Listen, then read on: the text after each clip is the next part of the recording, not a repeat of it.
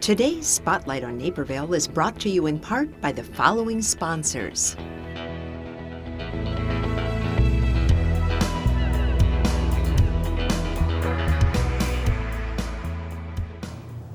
Welcome back to Spotlight on Naperville. I'm Nancy Wearsome, and we're going to switch gears now and talk with people from the Epilepsy Foundation of Greater Chicago. So welcome to you. Kurt Florian is president and CEO, so good to have you, Kurt. Thanks, Nancy. Alex Houston is a participant in the organization's Camp Blackhawk, so we'll hear about that in a moment. And Jeff Moore is an individual gift officer for the Epilepsy Foundation. So good to have you. And also, you're from Naperville, right? I am from Naperville. Yeah, good. So, well, Kurt, I want to start with you, and let's just talk a little bit about what epilepsy is, because I think a lot of people don't know. You're exactly right, Nancy. A lot of people don't really understand what epilepsy is. Anytime you do anything with your body, you move your arm, you think about anything, there are electrical impulses going on in your brain.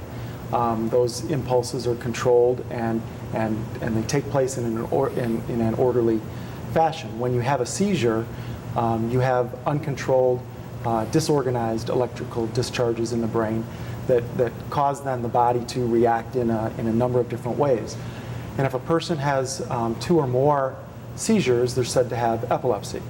And the seizures can actually manifest themselves in a number of different ways, from the classic tonic-clonic seizure where a person loses consciousness, goes to the ground, and there's kind of violent jerking motions in the body, to just staring off into space, which is often misinterpreted by teachers and other people as being a person just daydreaming. But a seizure just staring off into space, or just repetitive motions like tugging at a shirt or a piece of clothing, something like that. So there's a whole spectrum of different types of seizures. And it's great that your foundation is helping people, I think, to understand it a little bit better, which I'm sure is very helpful. And Jeff, I want to ask you a little bit about the organization. So we heard about epilepsy, but then what is the organization doing? The Epilepsy Foundation of Greater Chicago has been around since 1946. There's roughly 130,000 people in the Chicago area that suffer from epilepsy, and over 2 million in the U.S. alone. We have clients, roughly 16,000 clients in the Chicagoland area, and we're advocates. We have counseling and we have education. In the counseling, we have roughly 6,000 people that we're counseling a year. With the advocacy, we had SUDEP legislation passed, which is sudden and unexplained death from epilepsy, where a coroner is required to report it now with patients with epilepsy. And we have a student teaching or a nurse program where we teach about 12,000 nurses across the Chicago area about epilepsy, and these are school nurses typically, and how to react, and so it's school-based teaching.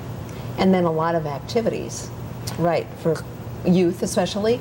Correct. Yes. We have something called Studio E, or E-Studio, and that's like an art therapy. We have Camp Blackhawk, which is a camp up in Ingleside, Illinois. Which, Alex, you went to, right? Yes. So tell us about Camp Blackhawk. Well, there's no easy way to explain it. For me, it's been a life-changing experience. I went there for 2 years, and it's a great way for kids who have epilepsy and other disabilities to get together and realize you're not alone. You are able to do things that you're told you're not able to do. Like, we swim every day, we do archery, we wall climb, we do amazing activities, and it's a lot of fun. My favorite, personally, is going down the zip line, because it's just something you'll never be able to experience when you have epilepsy around other facilities, and it's a lot of fun, and I love it a lot. And I just went back because it changed my life. I always thought that I was hiding myself in front of everyone else. And when I went to camp, I really opened up, and I realized I'm not alone.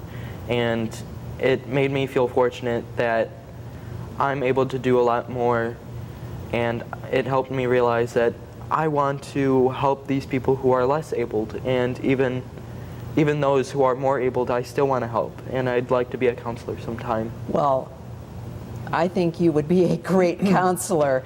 Alex, what a great spokesperson you are. Thanks. Wow, just in that little bit, how much we all learned. And I bet you're a great mentor for the younger kids, I would think.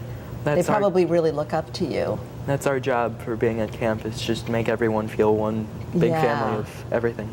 Yeah, good for you. Well, you keep that going, because you would be a great counselor. You would be a great counselor. And it's for ages 6 to 17, we should say, Yes. too, the camp. So, well, good for you. Very impressive. Here's your spokesperson right here.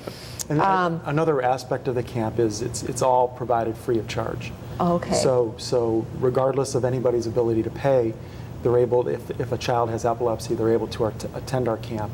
And fortunately, through some funding that we've gotten over the course of the past year, especially through a golf outing that we just had, we're able to offer 2 weeks of camp next year. So we can double the number of kids that are going to camp. We had a pretty long waiting list this past year, so it's great now that we can send hopefully over 100 kids to camp. That's great. And it's important to note, too, that all of our services we provide to clients is all at no cost to clients. So then you're doing some fundraisers, and you have several coming up. We do. Your stand-up comedy. We have stand-up comedy, and that's going to be here in Naperville. November 8th. Correct. It's going to be at Northern Illinois University in Naperville, at the Naperville campus. And you're participating in the Naperville Marathon. We're one 10th. of the charities that are supported through the Naperville Marathon. And that's part of the reason why we're trying to do other activities in Naperville, like the stand-up night, like dodgeball. We're having a dodgeball tournament on November 2nd that'll also be in Naperville. Players Indoor Sports, right? Players Indoor Sports, right. And so we're hoping to have up to 60 teams at the dodgeball tournament. It's the first time we're ever doing it, but we're looking forward to having a great turnout and a lot of fun. Well, it sounds wonderful, and I think, you've really enlightened us all. So we thank you, and good luck with your events, and especially good luck to you, Alex. You're very inspiring. Thank you. Thank you all for being here. Thank you. Thanks, Nancy. Thanks. And we're going to take another short break, and when we come back, more Spotlight on Naperville. So stay with us.